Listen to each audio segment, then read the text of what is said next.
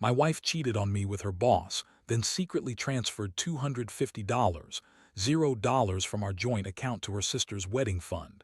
Now she's claiming I have no right to the house we bought together and is threatening legal action over the property. Hello everyone. Dear listeners, please share your thoughts in the comments section below. And don't forget to like, share, and subscribe. Now, let's begin the video. Using a throwaway for obvious reasons, with certain specifics modified to preserve anonymity. I never thought I'd be the guy to catch his wife cheating on him, especially not in such a brutal, punch-to-the-gut kind of way.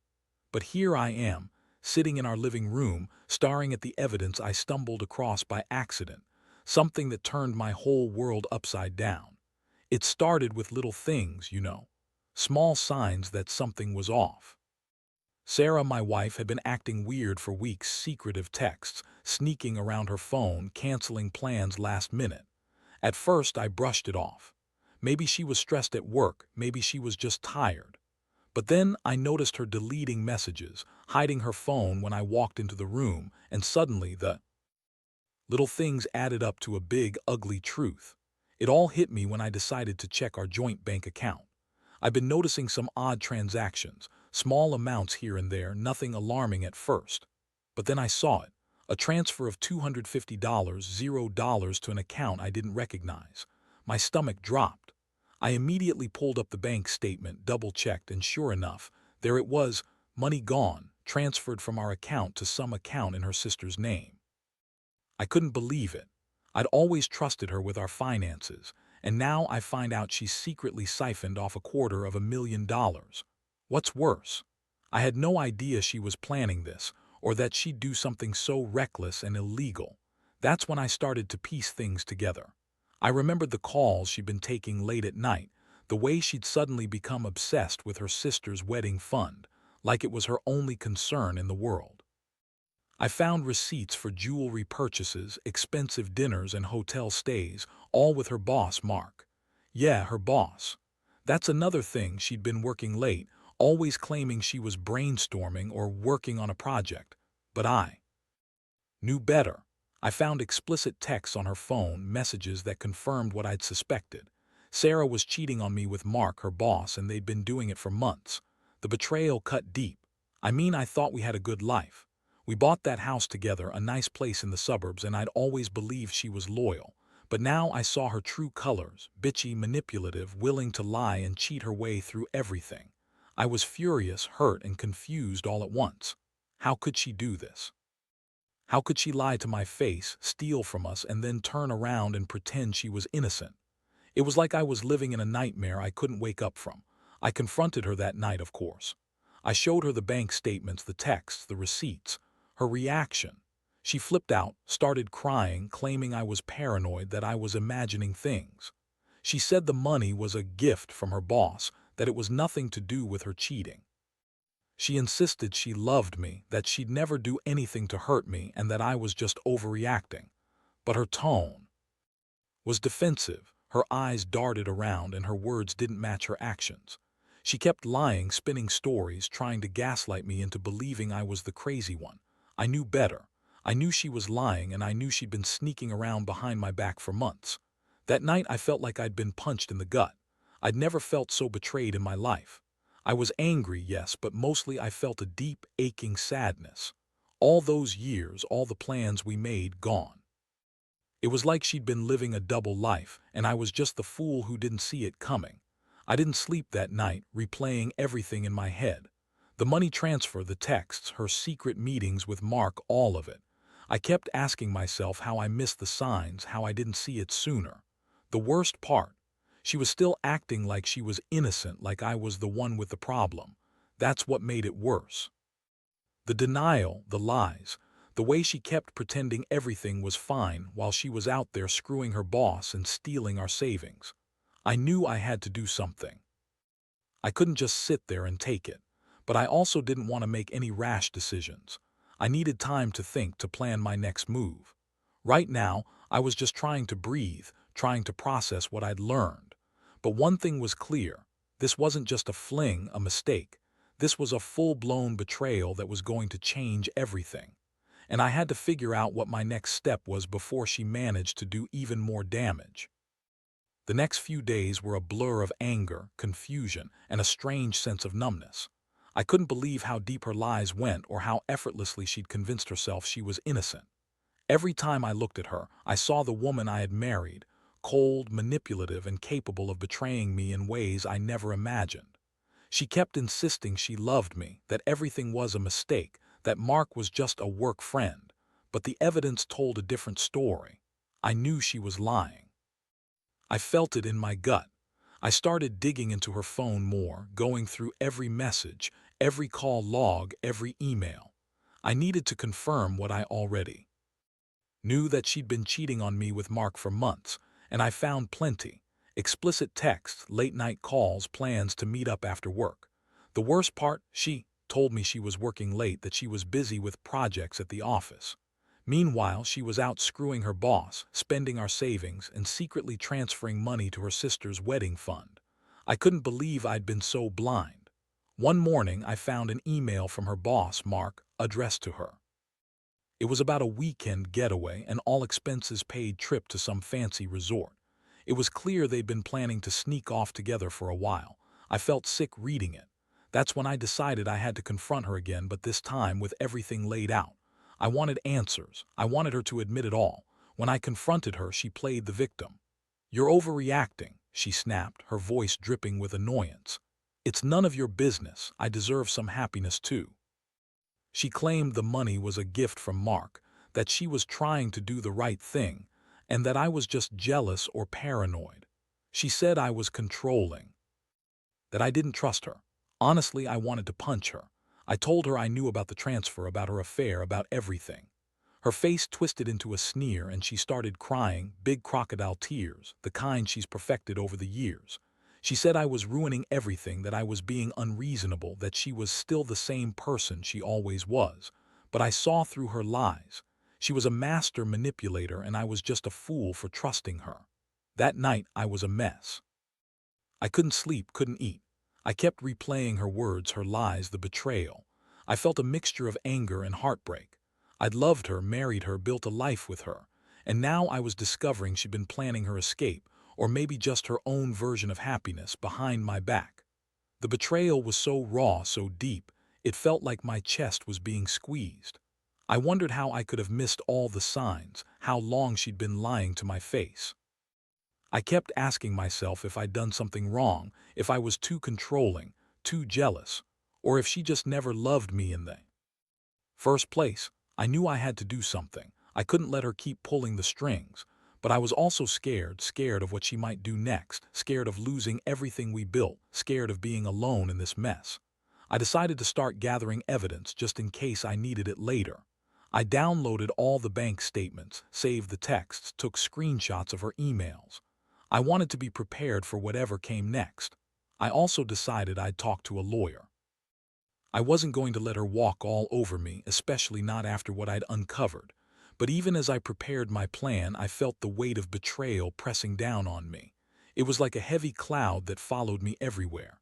I used to think I was a lucky guy, had a good job, a beautiful wife, a nice home. Now I wasn't sure what I was anymore.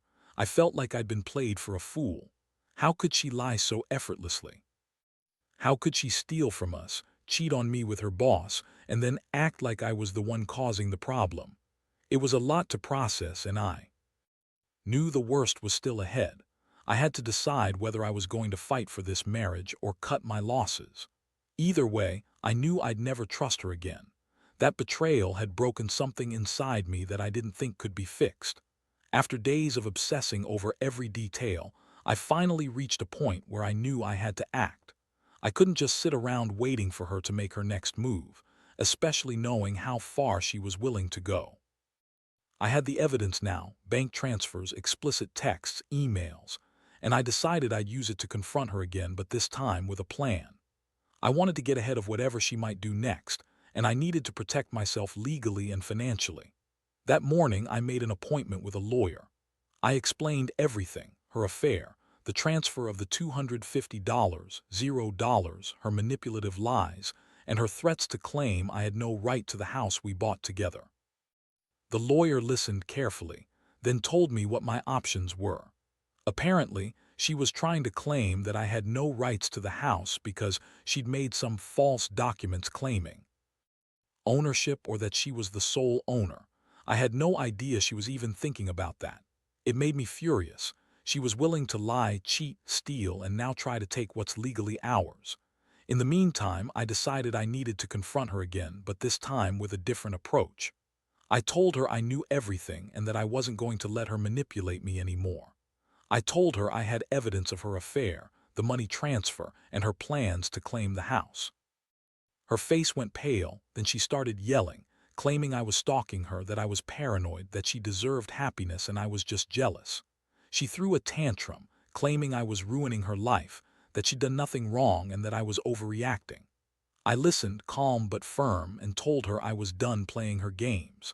I warned her that I was prepared to go to court if I had to, and that I was going to fight for what's rightfully ours. She looked at me with a mix of anger and desperation. Her bitchy side was on full display. "You're just insecure," she spat. "You always think I'm cheating, but I'm not. Mark's just a boss, a friend. You're paranoid and controlling. Maybe you're the one who's been cheating all along." I couldn't believe her audacity. I told her I had proof, that I wasn't going to let her gaslight me anymore. Then I left the house, leaving her standing there, fuming, still trying to deny everything. That night, I felt a strange mix of relief and dread. I'd taken the first real step toward protecting myself, but I knew this was just the beginning. She was dangerous, manipulative, selfish, and willing to do whatever it took to save her own skin. I was already imagining the legal battles, the fights over the house, the money, everything. I knew she'd try to spin things her way, probably claim I was abusive or unstable, just like she'd done with previous lies. But I had the evidence and I was ready to fight. What hurt most was realizing how much she'd lied to my face, how she'd convinced herself that her actions weren't justifiable, that she was entitled to everything she stole or planned to steal.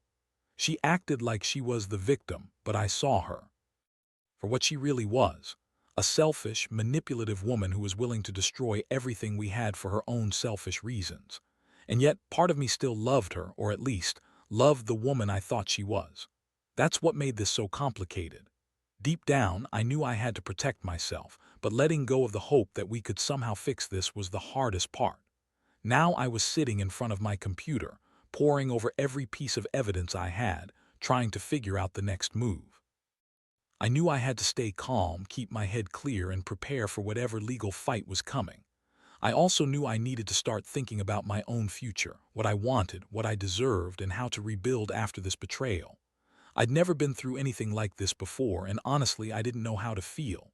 Anger, betrayal, sadness, all of it at once. But one thing was certain, I wasn't going to let her get away with it, not without a fight. And as I sat there, the reality sank in deeper. This wasn't just about money or property anymore. It was about trust, respect, and whether I could ever believe in her again. I knew I'd have to make some hard choices soon, but for now, I was just trying to hold myself together and figure out what my next move would be. The legal consultation was a wake-up call I didn't see coming. My lawyer, a sharp, no-nonsense woman named Lisa, laid out everything clearly. She told me that Sarah's attempt to claim the house was probably based on false documents or some legal loophole she thought she could exploit. But the key point was that, as far as the law was concerned, the house was jointly owned, and I had every right to fight for my share. The transfer of the $250, $0 was another issue, proof that she'd been planning her escape financially. It was clear she was trying to set herself up for a future without me, and I had to act fast. I felt a strange mix of relief and dread after that meeting. Relief because I now knew I had a legal footing, but dread because I realized how deeply she'd betrayed me, how far she was willing to go to cover her tracks.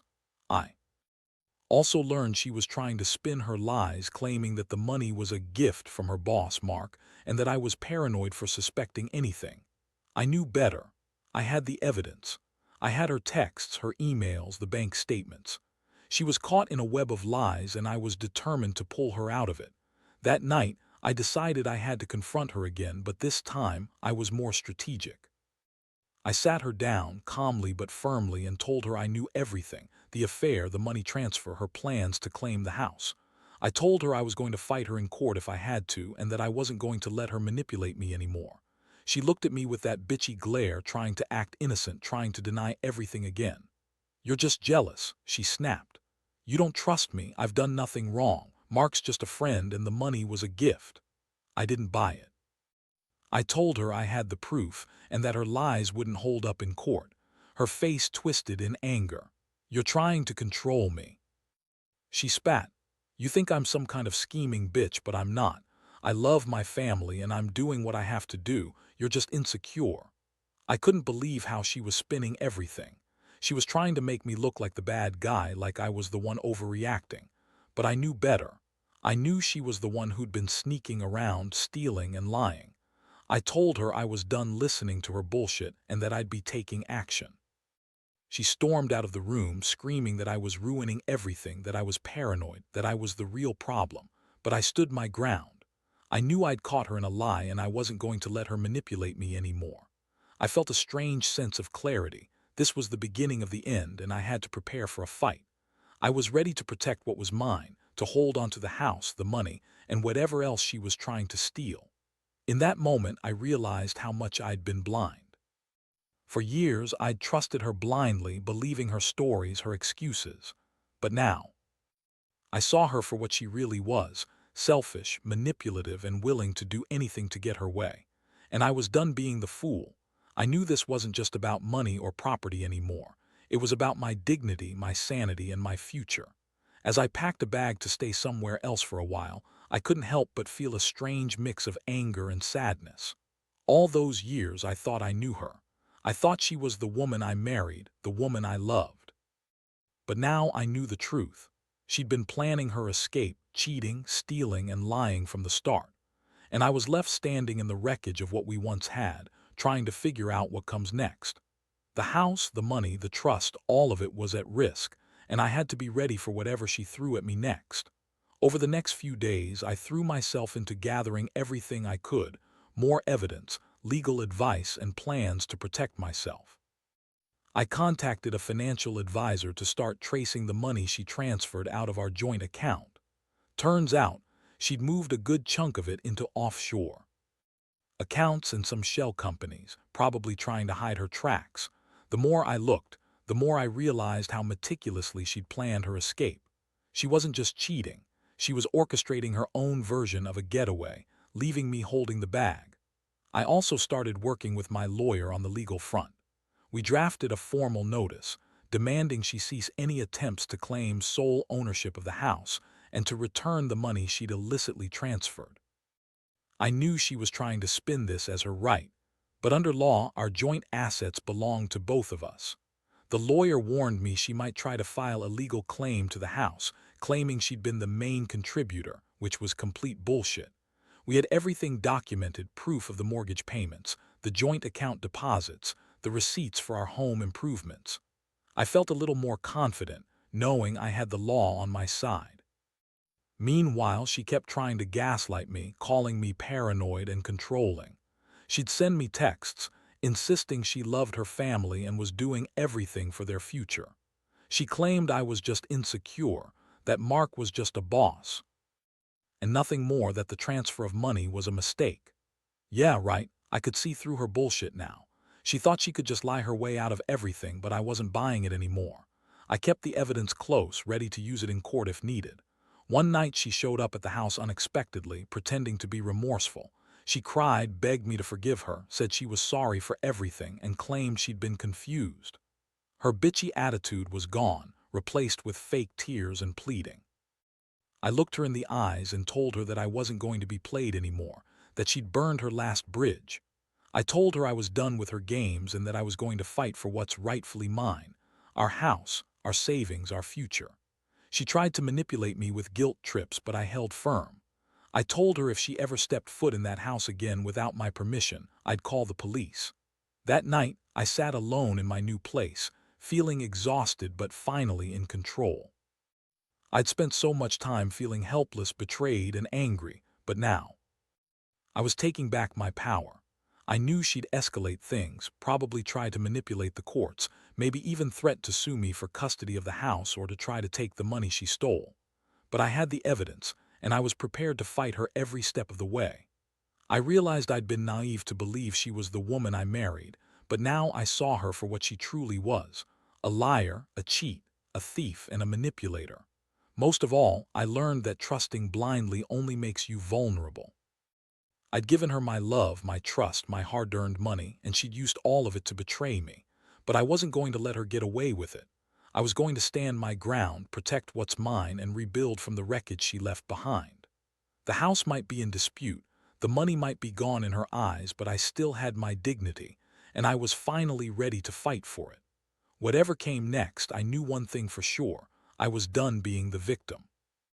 I was taking back control, and I was going to get through this. No matter what. The legal battle dragged on for months, but I felt a sense of clarity I hadn't had before. Every day, I woke up knowing I had done everything I could, gathered evidence, consulted professionals, and stood my ground. Sarah's attempts to manipulate the courts and spin stories about her innocence only made me more determined. She was trying to paint herself as the victim, claiming she'd been coerced or that she deserved the house because she'd contributed more. But her lies fell apart under the weight of the facts. The transfer of the $250, $0 was the nail in the coffin. That, combined with her affair and her attempts to claim sole ownership, proved she'd been planning her escape from the beginning. In the end, the court ruled in my favor. The house was awarded to both of us, but with a clear stipulation that Sarah could not claim sole ownership or transfer any more funds without my approval. The judge saw through her manipulations and recognized the pattern of deceit. As for the money, the court ordered her to return what she had transferred, less a portion she claimed was for her sister's wedding. She argued, of course, saying it was family support, but the court didn't buy it. They ordered her to pay restitution, and she was hit with hefty fines for the illegal transfer. The legal victory didn't erase the pain, but it gave me a sense of justice. Throughout it all, I felt a strange mixture of relief and emptiness. I had fought for what was rightfully mine, but I couldn't help feeling the loss of the person I thought I knew, someone I'd loved and trusted for years. The betrayal had cut so deep that I wondered if I'd ever fully recover. Still, I realized that I had learned something crucial: trust is fragile and you have to protect yourself. I'd been naive to think she was loyal, and I'd paid the price. But now, I was finally free from her manipulation, and I was ready to rebuild my life on my own terms. I moved out of the house, leaving behind the memories that had been tainted by her lies. I found a new apartment, started focusing on my career and my mental health. I cut all contact with Sarah, no more texts, no more calls. I knew I'd never forget what she did, but I refused to let her define me.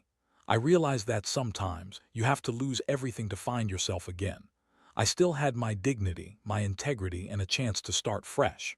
Looking back, I see this experience as a brutal but necessary lesson. I learned that betrayal can come from the people you trust most, and that sometimes the only way to protect yourself is to fight back. I learned that money can be a tool for manipulation, but it's also a weapon for justice. And most importantly, I learned that I am stronger than I ever thought I was. No matter how hard the betrayal, no matter how deep the wounds, you can survive, and eventually you can thrive again. I hope others in similar situations find the strength to stand up, fight for what's right, and never let anyone take away your worth.